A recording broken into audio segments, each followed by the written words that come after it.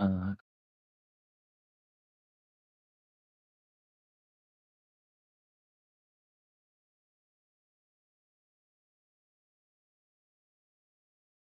ಒಂದು ನಿಮಿಷ ಜಾಯಿನ್ ಆಗ್ತಾರೆ ಮಕ್ಕಳು. ಸರಿ. ಒಂದು ನಿಮಿಷ.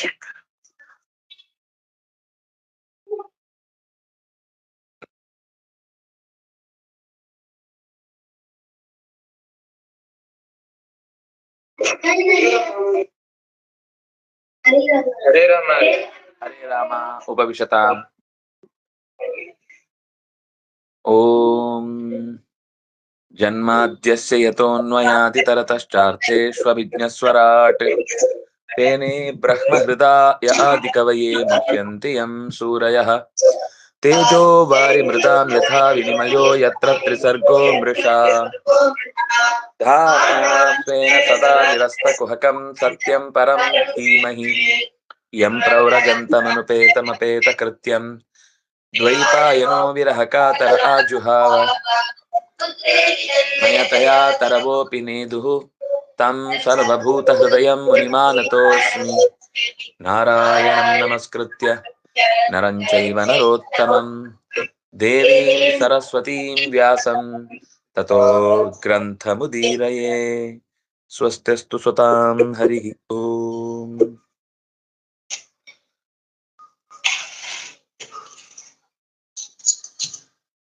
ಸಪ್ತಮ ಸ್ಕಂಧದ 10ನೆಯ ಅಧ್ಯಾಯದ ಆರಂಭದ ಭಾಗವನ್ನು ನಾವು ನೋಡ್ತಾ ಇದ್ದೇವೆ. ಭಕ್ತಿ ಯೋಗದಿಂದ ಬದುಕನ್ನ ಮುಂದೆ ಸಾಗಿಸ್ಬೇಕು ಅಂತಾದ್ರೆ ನಮಗೆ ಯಾವ ವರಗಳು ಸಿಗಬಾರದು. ಎಲ್ಲ ವರಗಳು ಸಿಕ್ಕಿತು ಅಂದ್ರೆ ಭಕ್ತಿಯ ದಾರಿ ಶಕ್ತಿ ಕಳ್ಕೊಂಡ್ಬಿಡುತ್ತೆ.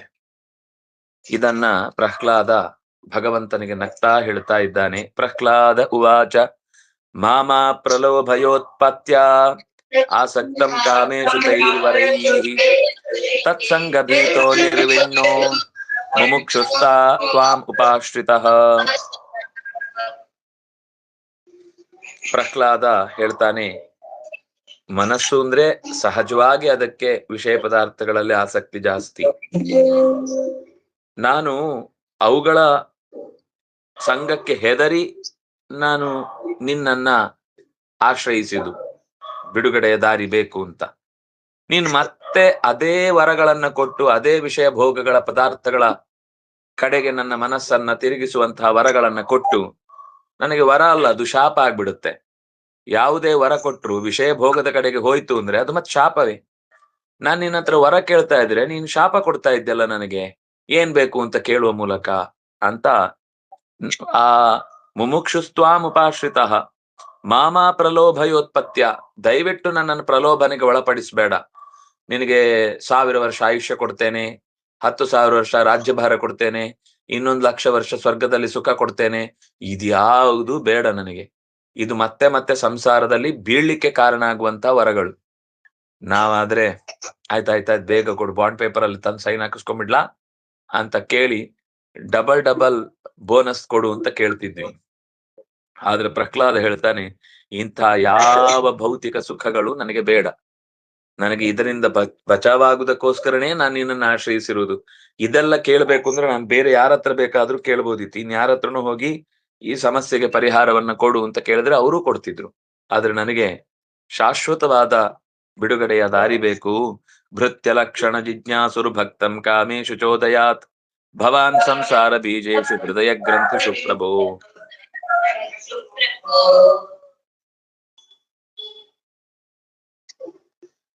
ಭೃತ್ಯ ಲಕ್ಷಣ ಜಿಜ್ಞಾಸು, ನೀನು ಒಬ್ಬ ಭಕ್ತ ತನ್ನತ್ರ ಬಂದಾಗ ಅವನತ್ರ ಎಷ್ಟು ಭಕ್ತಿ ಇದೆ ಅವನ, ಯಾಕೆಂದ್ರೆ ಒಬ್ಬನ ಲಕ್ಷಣವನ್ನು ಗುರುತಿಸುವುದು ಹೇಗೆ ಅಂದ್ರೆ ಅವನಿಗೆ ಎಷ್ಟು ಭಕ್ತಿ ಇದೆ ಅಂತ ನೋಡುದು, ಅದೇ ಲಕ್ಷಣ. ಭಕ್ತಿ ಲಕ್ಷಣ ಅನ್ನೋದೇ ಬಹಳ ಮುಖ್ಯ. ವರ ಕೊಡ್ಬೇಕು ಅಥವಾ ಅವನನ್ನು ಉದ್ಧರಿಸ್ಬೇಕು ಅಂತಂದ್ರೆ ನೀನು ಈ ಭಕ್ತನಿಗೆ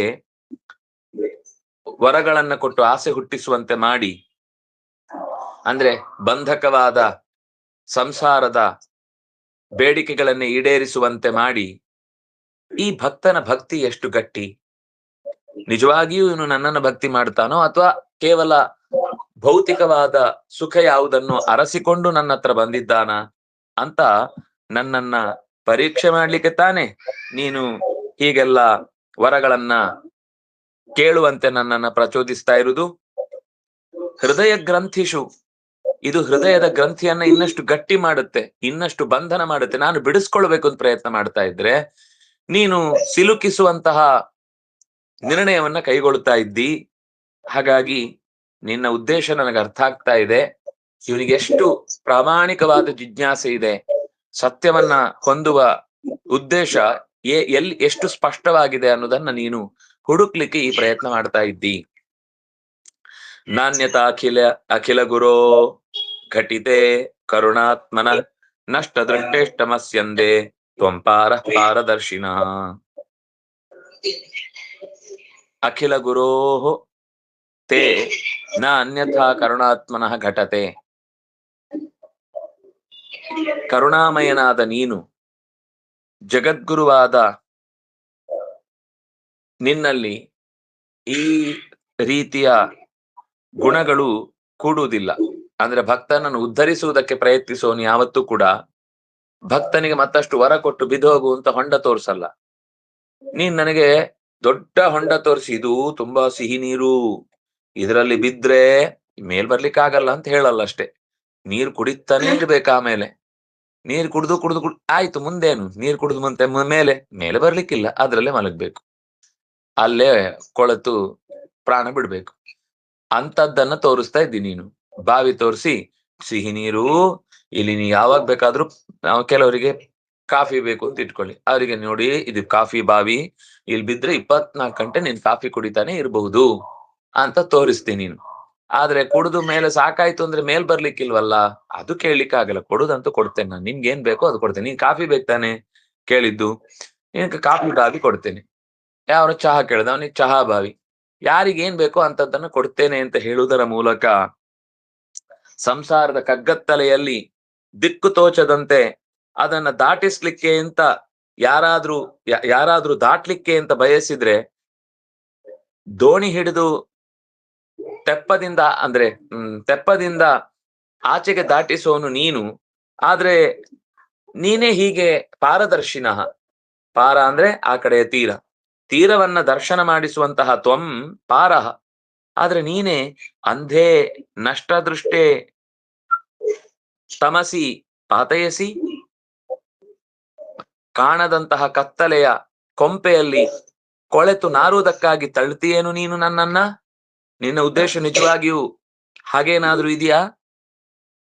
ನನಗೆ ಯೋಚನೆ ಬಂದದ್ದೇನು ಅಂದ್ರೆ, ಎಲ್ಲರಿಗೂ ದಾರಿ ತೋರಿಸುವನು, ಎಲ್ಲರ ಕಷ್ಟಗಳ ಕೋಟಲೆಗಳ ಸಂಸಾರವನ್ನ ದಾಟಿಸುವವನು ಅಂತ.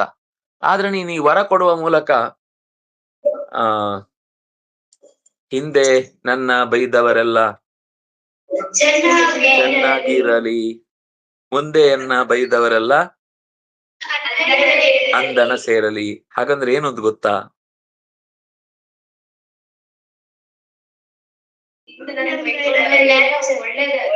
ಒಳ್ಳೇದಾಗ್ಲಿ, ಹೌದು, ಒಳ್ಳೇದಾಗ್ಲಿ ಅಂತಾನೇ ತಾತ್ಪರ್ಯ. ಆದ್ರೆ ನಮ್ಗೇನ್ ಸಾಕು? ಸ್ಟಾರ್ಟಿಂಗ್ ಏನು? ಜ್ಞಾನ ಭಕ್ತಿ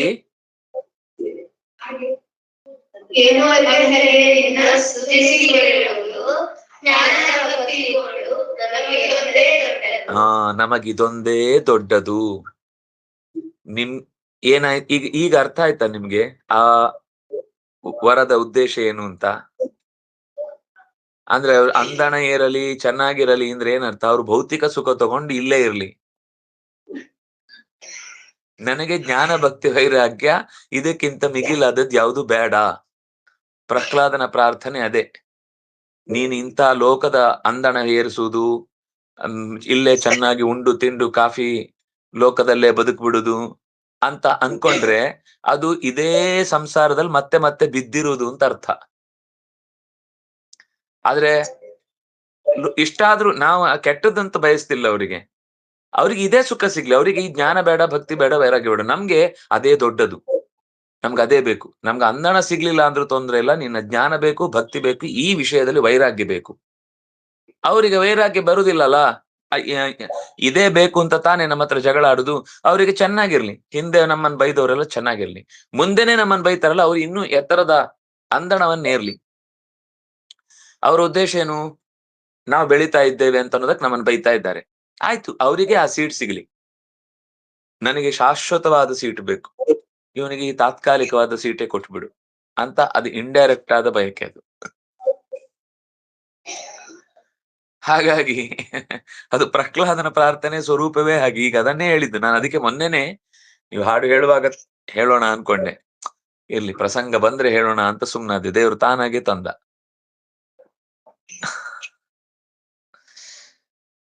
ಹೀಗೆ ಕರುಣಾಮಯನಾದ ನೀನು, ಜಗದ್ಗುರುವಾದ ನೀನು, ಪಾರದರ್ಶಿಯಾದ ನೀನು, ಇಂಥ ವರದ ಆಸೆಗಳನ್ನ ಹುಟ್ಟಿಸಿ ಯಾಕೆ ನನ್ನನ್ನ ತಬ್ಬಿಬ್ಬುಗೊಳಿಸ್ತಾ ಇದ್ದಿ? ಕತ್ತಲೆಯ ಕೊಂಪೆಯಲ್ಲಿ ಕೊಳೆಯುವಂತೆ ಮಾಡ್ಲಿಕ್ಕೆ ನನ್ನನ್ನು ಟೆಸ್ಟ್ ಮಾಡ್ತಾ ಇದ್ಯಾ?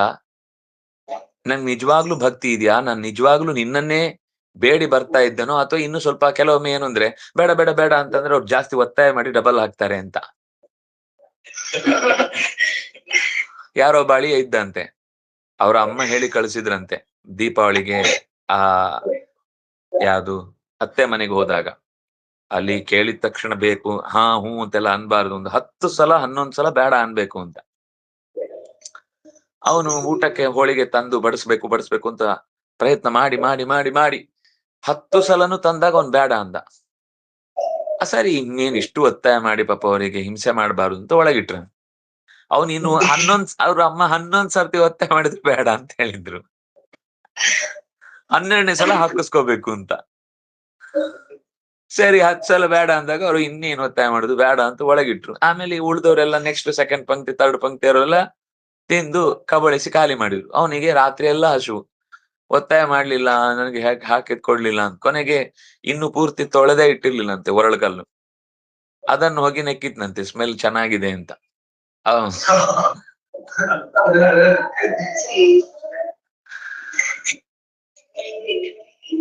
ಹಾಗೆ ನೀನೇನಾದ್ರೂ ಬೇಡ ಅಂತ ನಾನ್ ಹೇಳಿದ್ರೆ ಇನ್ನಷ್ಟು ಒತ್ತಾಯ ಮಾಡ್ಲಿ ಅಂತ ಈ ಕೆಲವರಿಗೆ ಹೇಗೆ ಅಂದ್ರೆ ಅವ್ರಿಗೆ ಕೇಳಲಿಕ್ಕೆ ಹಿಂಸೆ ಆಗುತ್ತೆ, ಬೇಕು ಹಾಕಿ ಅಂತ. ಆಗ ಇವನ ಹತ್ರ ಹೇಳುದು, ನೀನು ನನಗ್ ಹಾಕ್ಸು, ನಾನ್ ನಿನಗ್ ಹಾಕಿಸ್ತೇನೆ.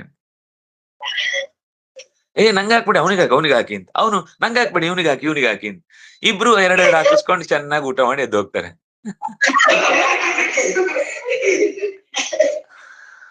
ಹಾಗೆ ನಿನಗೆ ನಾನು ನನಗೇನು ಕೊಡಬೇಡ ಅಂತ ಹೇಳ್ತಾ ಇದ್ದೇನೆ ಅಂದ್ರೆ, ನಂಗೆ ಇನ್ನೇನೋ ದೊಡ್ಡದು ಬೇಕು ಅಂತ ಅನ್ನೋ ರೀತಿಯಲ್ಲಿ ನಾನು ಕೇಳ್ತಾ ಇದ್ದೇನೆ ಅಂತ ಅನ್ನೋದನ್ನ ನೋಡಿ ನೀನ್ ಪರೀಕ್ಷೆ ಮಾಡ್ತಾ ಇದ್ಯಾ? ನನಗೇನಾದ್ರೂ ಕೊಡ್ತೇನೆ ಅಂತ ಹೇಳುವ ದೃಷ್ಟಿಯಿಂದ ನಾನು ಪರೀಕ್ಷೆ ಮಾಡ್ತಾ ಇದ್ಯಾ? ಯಸ್ತ ಆಶಿಷ ಆಸಾಸ್ತೆ ನ ಸಭೃತ್ಯ ಸವೈ ವಣಿಕ್ ಸವೈ ಸ್ವಾಮಿ ಸವೈ ಭೃತ್ಯೋ ಗುಣಲುಬ್ಧೋ ನ ಕಾಮುಕೌ. ಯಾರು ಭಕ್ತಿಗೆ ಪ್ರತಿಫಲವಾಗಿ ನಿನ್ನಿಂದ ವರಗಳನ್ನ ಬಯಸ್ತಾರೋ ಅವ್ರು ಯಾರೂ ಕೂಡ ಭಕ್ತರಲ್ಲ. ಭಕ್ತಿಗೆ ವರ ಕೇಳುವಂತ ದುರ್ಬುದ್ಧಿ ಇಲ್ಲ. ಕೇಳ್ತಾ ಇದ್ದಾನೆ ಅಂದ್ರೆ ಅವನಿಗೆ ಭಕ್ತಿ ಇಲ್ಲ ಅಥವಾ ಅವನು ಭಕ್ತ ಅಲ್ಲ. ಭಗವಂತ ಭಕ್ತನ ಭಕ್ತಿಯೊಂದನ್ನೇ ಮೆಚ್ಚುವವನು ಮತ್ತೆ ಮೆಚ್ಚುತ್ತಾನೆ ಕೂಡ. ಭಕ್ತ ಭಗವಂತನ ಮಹಿಮೆಯನ್ನು ಮೆಚ್ಚಬೇಕಷ್ಟೇ, ಅವನು ಕೊಡುವ ವರಕ್ಕೋಸ್ಕರ ಮೆಚ್ಚುವುದಲ್ಲ.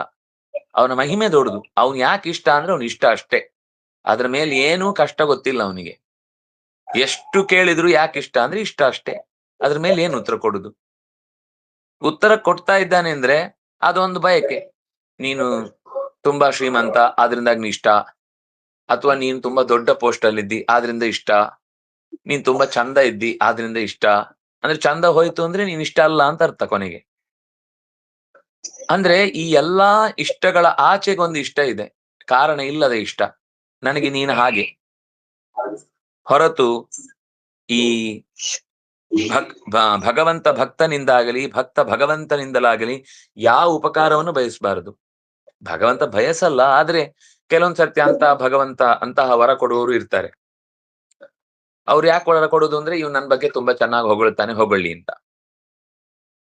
ಈ ಕೆಲವು ಸಭೆಗಳಲ್ಲಿ ಸಮ್ಮಾನ ಮಾಡ್ತಿರ್ತಾರೆ. ಅವ್ರಿಗೆ ಯಾಕೆ ಸಮ್ಮಾನ ಮಾಡ್ತಾರೆ ಅಂದ್ರೆ, ಅವ್ರ ಊರೆಲ್ಲ ಇವರ ಕಾರ್ಯಕ್ರಮನ ಹೊಗಳ್ತಾ ಬರ್ತಾರೆ. ಅವ್ರಿಗೊಂದು ಸಮ್ಮಾನ ಮಾಡಿಬಿಡೋಣ, ನಮ್ಮ ಊರಿಗೆ ಯಾವುದೇ ಚಾನೆಲ್ಲೇ ಬೇಡ, ಇವರೇ ಊರ್ ತುಂಬಾ ಹೇಳ್ಕೊಂಡ್ ಬರ್ತಾರೆ.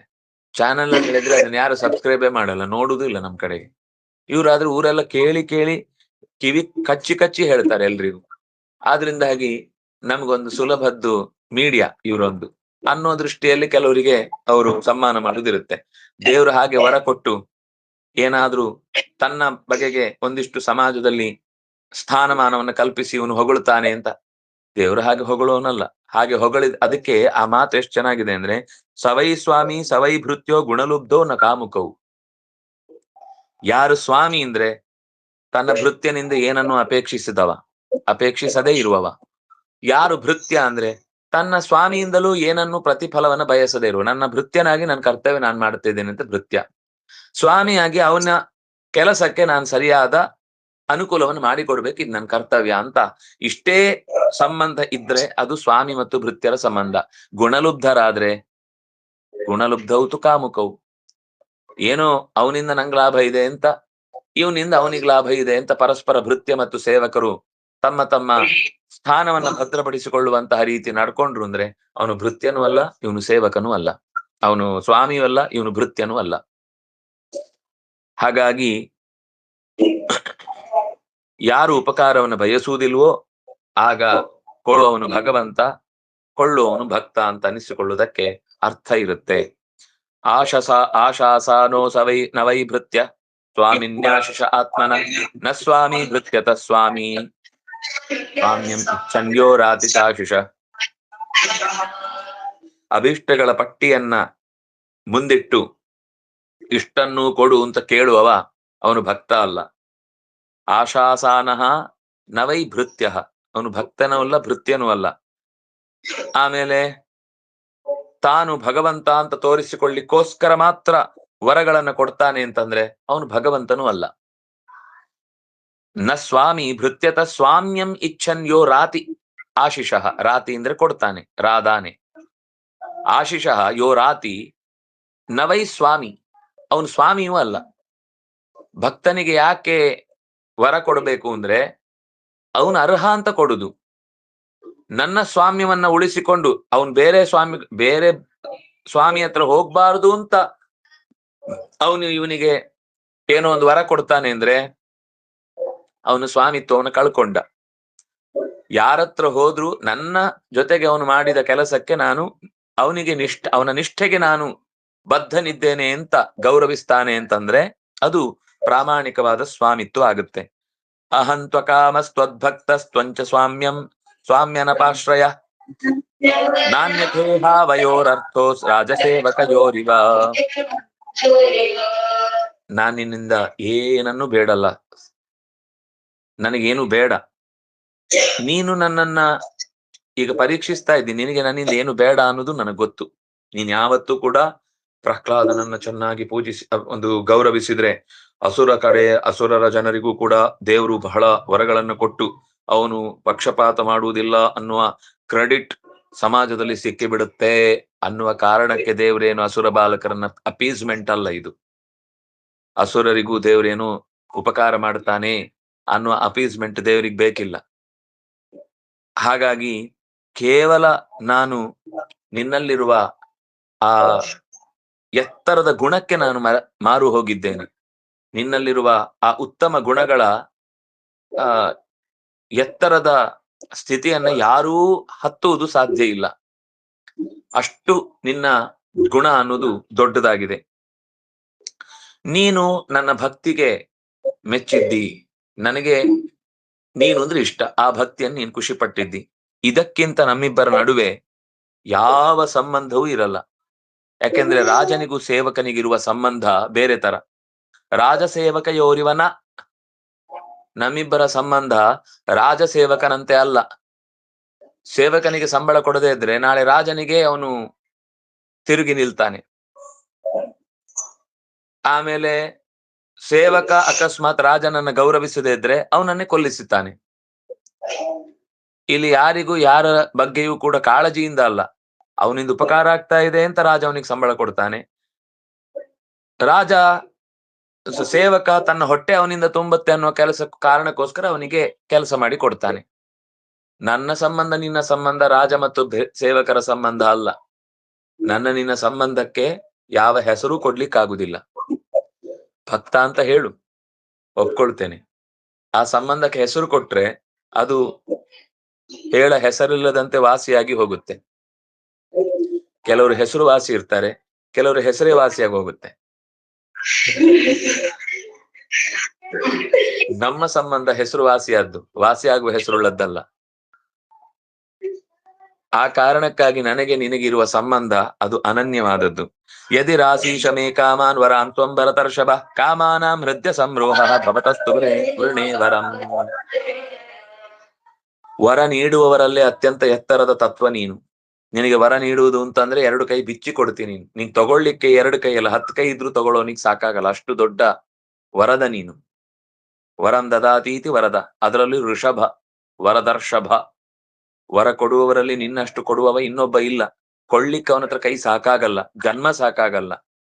ಅಂತಹ ವರದರ್ಷಭನಾದ ಓ ಪ್ರಭುವೇ, ನೀನು ನನಗೆ ಏನಾದ್ರೂ ಒಂದು ಕೊಡ್ಲೇಬೇಕು ಅನ್ನುವ ಏನಾದ್ರೂ ಒಂದು ನಿರ್ಧಾರವನ್ನ ಮಾಡಿದ್ದಾದ್ರೆ, ಯದಿ ಮೇ ಕಾಮಾನ್ ವರಾನ್ ರಾಸಿ, ರಾಸಿ ಅಂದ್ರೆ ಕೊಡ್ಲೇಬೇಕು ಅಂತ ನಿನ್ನಲ್ಲಿ ನಿರ್ಧಾರ ಇದ್ದದ್ದಾದ್ರೆ, ಕಾಮಾನಾಂ ಹೃದಯ ಅಸಂರೋಹಂ, ಹೃದಯ ಕಾಮಾನಾಂ ಅಸಂರೋಹಂ ಭವತಃ.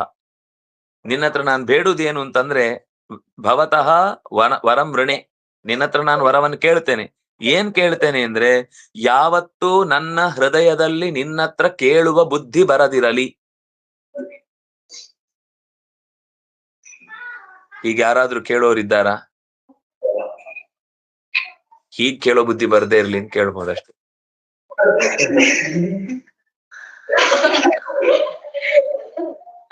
ಕೆಲವೊಮ್ಮೆ ಭಾರಿ ಭಕ್ತಿ ಬಂದು ಏನ್ ಬೇಡಪ್ಪ, ಆಮೇಲೆ ಹೋದ್ಮೇಲೆ ಕೇಳಿದ್ರೆ ಒಂದಿಷ್ಟು ಸಿಕ್ತಿತ್ತು, ಕೊನೆ ಅದು ಇಲ್ಲ ಅಂತ ಆಯ್ತು, ಇಲ್ಲೂ ಇಲ್ಲ ಅಂತ ಆಯ್ತು ಅಂತ ಆಮೇಲೆ ಒಳಗಿಂದಲೇ ಕಸಿವಿಸಿ ಮಾಡ್ಕೊಳ್ಳುದಿದೆ. ಪ್ರಹ್ಲಾದ ಹೇಳ್ತಾನೆ, ನನಗೆ ನಿನ್ನಲ್ಲಿ ಕೇಳುವ ಬುದ್ಧಿ ಬರದಿರಲಿ, ಇದು ನೀನ್ ನನಗೆ ಕೊಡ್ಬೇಕಾದ ವರ. ಹೀಗೊಂದು ವರ ಕೊಡುದಾದ್ರೆ, ಕೊಡ್ಲೇಬೇಕು ಅನ್ನೋ ಹಠ ಇದ್ರೆ, ನಿನ್ನತ್ರ ಇನ್ಯಾವತ್ತೂ ನಾನು ಏನೂ ಕೇಳಬಾರದು ಅಂತ ಬುದ್ಧಿ ಕೊಡು. ಅದು ನನಗೆ ಇಷ್ಟವಾದ ವರ. ಇಂದ್ರಿಯಾಣಿ ಮನಃ ಪ್ರಾಣ ಆತ್ಮ ಧರ್ಮೋ ಧೃತಿರ್ಮತೆ ಶ್ರೀ ಶ್ರೀ ತೇಜ ಸ್ಮೃತಿ ಸತ್ಯಂ ಯೇಷಾಂ ನಶ್ಯಂತಿ ಜನ್ಮನ. ಯಾವ ವಿಷಯ ಪದಾರ್ಥಗಳ ಆಸೆ ಹುಟ್ಟಿಕೊಳ್ಳುತ್ತೋ, ಆ ಒಂದು ಸರ್ತಿ ಆ ಆಸೆ ಹುಟ್ಟಿತು ಅಂತಂದ್ರೆ, ವಿಷಯ ಪದಾರ್ಥಗಳಲ್ಲಿ ಮನಸ್ಸು ಅಥವಾ ಲಗ್ನ ಆಯ್ತು ಅಂದ್ರೆ, ಅದು ಬೇಕು ಅಂತನ್ನುವ ಬಯಕೆ ಹುಟ್ಟಿತು ಅಂತಂದ್ರೆ, ಅದರಿಂದ ಮನಸ್ಸು, ಪ್ರಾಣ, ಶರೀರ, ನಮ್ಮ ಪುಣ್ಯ, ಆಮೇಲೆ ವಿಷಯ ಭೋಗಗಳು ಬೇಡ ಅಂತ ಅದನ್ನ ಪಕ್ಕಕ್ಕೆ ತಳ್ಳುವ ಧೈರ್ಯ, ಅದಕ್ಕೆ ಸಂಯಮ ಅಂತ ಕರೀತಾರೆ, ಅಥವಾ ಧೃತಿ ಅಂತ ಕರೀತಾರೆ. ಆ ಧೃತಿಯೇ ಹೊರಟು ಹೋಗುತ್ತೆ. ಆಮೇಲೆ ಎಷ್ಟೆಲ್ಲ ಆದ್ರೂ ಮತ್ತೆ ಅದನ್ನೇ ಹೇಗೂ ಅಭ್ಯಾಸ ಆಗೋಗಿದೆ, ಒಂದ್ಸಲ ಹೇಗೂ ತಪ್ಪು ಮಾಡಿ ಆಯ್ತಲ್ಲ, ಇನ್ನೇನು ಯಾರ ಹತ್ರ ನಾನು ತಪ್ಪು ಮಾಡಿಲ್ಲ ಅಂತ ಸಮರ್ಥನೆ ಮಾಡ್ಕೊಳ್ಳುದು, ಅದನ್ನೇ ಧೈರ್ಯವಾಗಿ ಎಲ್ಲರ ಮುಂದೆ ರಾಜಾರೋಷವಾಗಿ ಮಾಡುವಂತಹ ಒಂದು ದುಷ್ಟತನ ಬೆಳೆದು ಬಿಡುತ್ತೆ. ಹಾಗಾಗಿ ಧೈರ್ಯ ಬಂದು ಬಿಡುತ್ತೆ ತಪ್ಪು ಮಾಡೋ ವಿಷಯದಲ್ಲಿ. ಆಮೇಲೆ ಶಾಸ್ತ್ರಜ್ಞಾನ ಅಂತೂ ಹೊರಟೇ ಹೋಗುತ್ತೆ. ಅಕಾರ್ಯ ಮಾಡುವುದರಲ್ಲಿ ಬಹಳ ನಾಚಿಕೆ ಇರ್ತಿತ್ತು, ಆ ನಾಚಿಕೆನೂ ಹೊರಟೋಗುತ್ತೆ. ಶರೀರದಲ್ಲಿ ಸಹಜವಾದ ಒಂದು ಆಕರ್ಷಣೆ ಇತ್ತು, ಅದು ಹೊರಟೋಗುತ್ತೆ. ಬ್ರಹ್ಮ ವರ್ಚಸ್ಸು, ಮುಖದಲ್ಲಿ ಒಂದು ತೇಜಸ್ಸು, ಮೈಕಾಂತಿ ಏನು ಹಚ್ಚಿಕೊಂಡದ್ದಿರ್ತಿತ್ತು, ಅಲ್ಲಿ ಹಚ್ಚಿಕೊಳ್ಳದೇ ಇರ್ತಿತ್ತು, ಅದು ಹೊರಟೋಗುತ್ತೆ. ಆಮೇಲೆ ಬೇಕಾದಾಗ ಓದಿದ ವಿಷಯದ ಸ್ಮರಣೆ, ಶಾಸ್ತ್ರಾರ್ಥ ವಿಸ್ಮರಣೆ ಆಗುತ್ತೆ. ವಿಷಯ ಪದಾರ್ಥದಲ್ಲಿ ಆಸೆ ಹುಟ್ಟಿಕೊಂಡಾಗ ಸರ್ವಭೂತಗಳಿಗೂ ಹಿತ ಮಾಡಬೇಕು ಅನ್ನೋ ಒಂದು ದೊಡ್ಡ ಸ್ಥಿಕೆ ಇತ್ತು. ಯಾರು ಹಾಳಾದ್ರೆ ನನಗೇನು, ನನಗೆ ಬೇಕಾದ ಸಿಕ್ಕಿದ್ರೆ ಸಾಕು ಅಂತ ಅನ್ನುವ ದುರ್ಬುದ್ಧಿ ಬೆಳೆಯುತ್ತೆ. ಇದು ಈ ವಿಷಯ ಪದಾರ್ಥದ ಭೋಗದಲ್ಲಿ ಒಮ್ಮೆ ಮನಸ್ಸು ಲಗ್ನವಾದ್ರೆ ಎಲ್ಲವೂ ಹಾಳಾಗುತ್ತೆ. ಇಲ್ಲಿ ತನಕ ಇಂದ್ರಿಯಾಣಿ ಮನಃ ಪ್ರಾಣ ಆತ್ಮ ಧರ್ಮ ಧೃತಿ ಮತಿ ಹ್ರೀ ಶ್ರೀ ತೇಜ ಸ್ಮೃತಿ ಸತ್ಯಂ ಸರ್ವಂ ನಶ್ಯಂತಿ ಯೇಷಾಂ ನಶ್ಯಂತಿ ಜನ್ಮನ. ಒಂದೇ ಜನ್ಮದಲ್ಲಿ ಅಷ್ಟೂ ಹೋಗುತ್ತೆ, ಪುರುಸೊತ್ತೇ ಇರುವುದಿಲ್ಲ ಹಾಳಾಗ್ಲಿಕ್ಕೆ. ಎರಡೆರಡೇ ಕ್ಷಣದಲ್ಲಿ ಅಷ್ಟನ್ನು ಕಳ್ಕೊಂಡ್ ಬಿಡ್ತೇವೆ, ಅಷ್ಟೂ ಸಂಪತ್ತು. ಇದನ್ನ ಪಡ್ಕೊಳ್ಳಿಕ್ಕೆ 10 ಜನ್ಮ ಸಂಪಾದನೆ ಮಾಡಿರ್ತಾನೆ, ಕಷ್ಟ. ಆದ್ರೆ ಕಳ್ಕೊಳ್ಳಿಕ್ಕೆ 2 ನಿಮಿಷ ಸಾಕು. ಹುಟ್ಟಿದ ಬಯಕೆ ಅಷ್ಟನ್ನು ದುಷ್ಟ ಬುದ್ಧಿಯಿಂದ ಕಳ್ಕೊಳ್ಳೋದು ಸುಲಭ ಆಗುತ್ತೆ. ಹೀಗೆ ವಿಮುಂಚತಿ ಯದಾ ಕಾಮಾನ್ ಮಾನವೋ ಮನಸಿ ಶ್ರಿತಾನ್ ತರ್ಹೇವ ಪುಂಡರೀಕಾಕ್ಷ ನಭವಾಯಾವ ಕಲ್ಪತೆ. ಈ ಮನಸ್ಸಿನಲ್ಲಿ ಹುಟ್ಟುವಂತಹ ಬಯಕೆಗಳು ಹೇಗೋ ಕಷ್ಟಪಟ್ಟು ಯಾರು ಪರಿತ್ಯಾಗ ಮಾಡ್ತಾನೋ, ಹೇಗೋ ಮನಸ್ಸನ್ನ ದೃಢ ಮಾಡಿ ಬೇಡ ಇಂಥದ್ದೆಲ್ಲ ಅನಗತ್ಯ, ಇದು ನಮ್ಮನ್ನ ಬಾವಿಗೆ ತಳ್ಳತ್ತೆ, ಅಥವಾ ನಮ್ಮ ಇಲ್ಲಿಯ ತನಕ ಹಿಂದೆ ಸಂಪಾದಿಸಿದ ಎಲ್ಲ ಸತ್ಕರ್ಮಗಳ ಫಲಗಳನ್ನ ನಾಶ ಮಾಡುತ್ತೆ ಅಂತ ಯೋಚಿಸಿ ಯಾರಾದ್ರೂ ಒಬ್ಬ ಅದಕ್ಕಿಂತ ಹಿಂದೆ ಸರ್ದ ಅಂದ್ರೆ, ಅದು ಬೇಡ ಅಂತ ದೂರಕ್ಕೆ ನಿಂತ ಅಂದ್ರೆ ನಿಜವಾಗಿ ಅವನು ತರ್ಹೇವ ಪುಂಡರೀಕಾಕ್ಷ ನಭವಾಯ ಅವಕಲ್ಪತೆ, ಅವನು ಸಂಸಾರದಲ್ಲಿ ಇರ್ಲಿಕ್ಕೆ ಯೋಗ್ಯ ಅಲ್ಲ ಅಂಥವನು. ಅವನನ್ನ ದೇವರೇ ಕರ್ಕೊಂಡು ಹೋಗ್ಬಿಡ್ತಾನೆ, ಬಾರಪ್ಪ ನೀನು, ನಿನ್ನನ್ನ ದೊಡ್ಡ ವಿಮಾನದಲ್ಲಿ ಕರ್ಕೊಂಡು ಹೋಗ್ತೇನೆ ಅಂತ ಕರ್ಕೊಂಡು ಹೋಗ್ಬಿಡ್ತಾನ ಅವನನ್ನ. ಹಾಗಾಗಿ ಹೇ ಪುಂಡರೀಕಾಕ್ಷ, ನಾರದರು ನನಗೆ ಉಪದೇಶ ಮಾಡಿದಂತಹ ಮಂತ್ರವನ್ನ ನಾನು ನಿರಂತರ ಜಪಿಸ್ತಾ ಇರ್ತೇನೆ. ನಾರಾಯಣ ಅಂತನೋ ನಿನ್ನ ನಾಮದ ಸ್ಮರಣೆಯನ್ನ ನನ್ನ ಕಿವಿಯಲ್ಲಿ ನಿರಂತರ ತುಂಬಿಟ್ಟದ್ದು ಗುನುಗುತ್ತಾ ಇರುತ್ತೆ. ನಿನ್ನ ನಾಮದ ಬೀಜವ ಬಿತ್ತಿದ ಧರೆಯೊಳು, ಏನದು ಧರೆಯೊಳಗೆ ಅಂತ ಏನೋ ಬರುತ್ತೆ ಒಂದು ಹಾಡು, ನಾರದ ಬಿತ್ತಿದ ಧರೆಯೊಳಗೆ.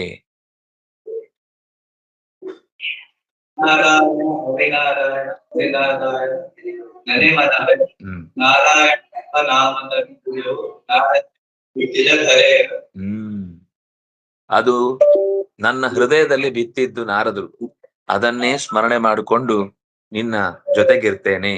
ಓಂ ನಮೋ ಭಗವತೆ ತುಭ್ಯಂ ಪುರುಷಾಯ ಮಹಾತ್ಮನೇ ಹರಯೇ ಭೂತ ಸಿಂಹಾಯ ಬ್ರಹ್ಮಣೇ ಪರಮಾತ್ಮನೇ.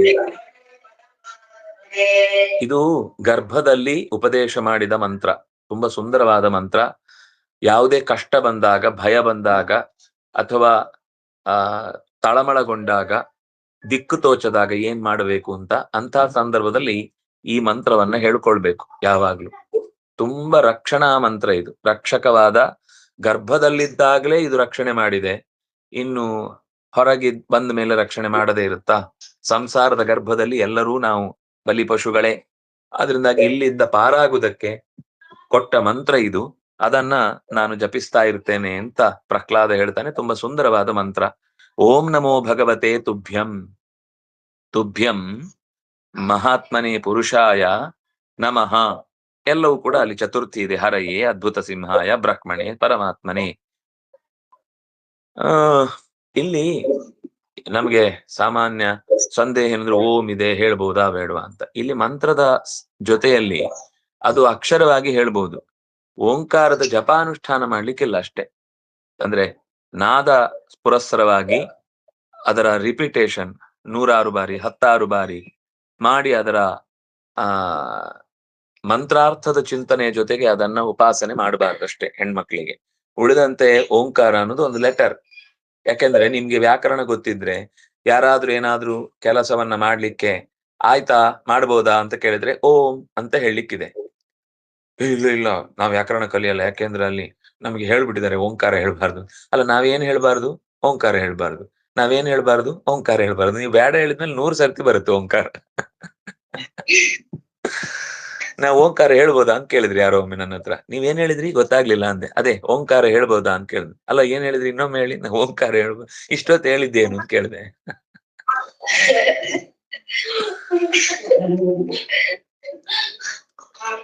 ಹಾಗಾಗಿ ಇಲ್ಲಿರುವ ಪ್ರತಿಯೊಂದು ಅಕ್ಷರಗಳು ಕೂಡ ಬಹಳ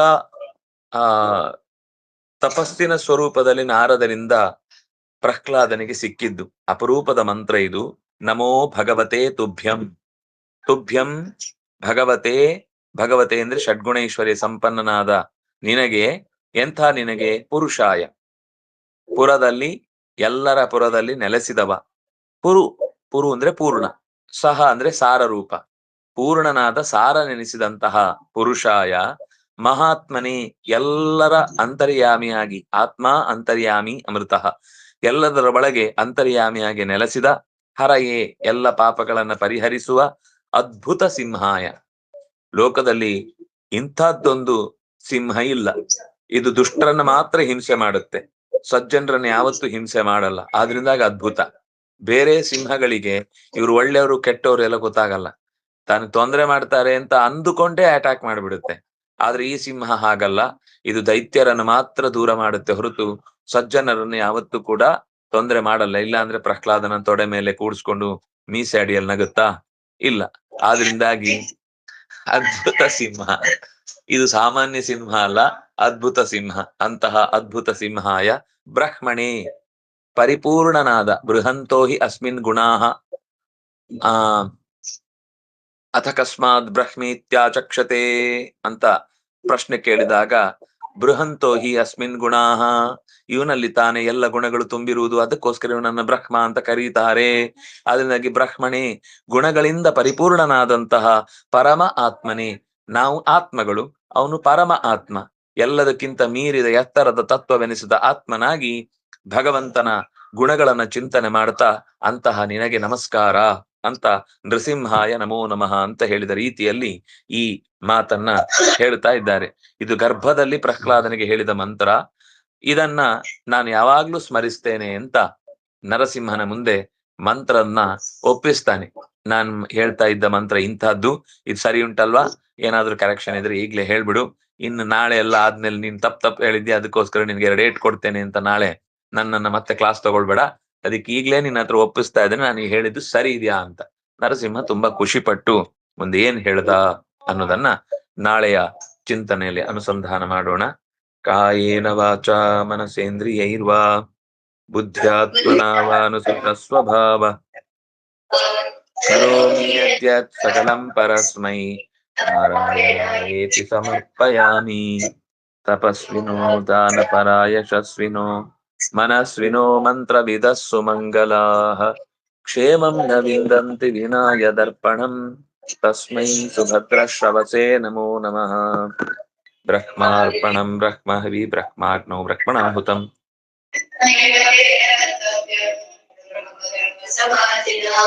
ಸರ್ವೇ ಭವಂತು ಸುಖಿನಃ ಸರ್ವೇ ಸಂತು ನಿರಾಮಯಾಃ ಸರ್ವೇ ಭದ್ರಾಣಿ ಪಶ್ಯಂತು ಮಾ ಕಶ್ಚಿತ್ ದುಃಖಭಾಗ್ ಭವೇತ್.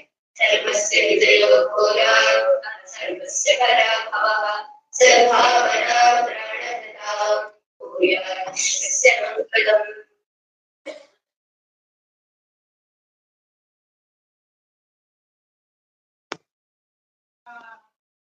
ಶ್ರೀಕೃಷ್ಣಾರ್ಪಣಮಸ್ತು.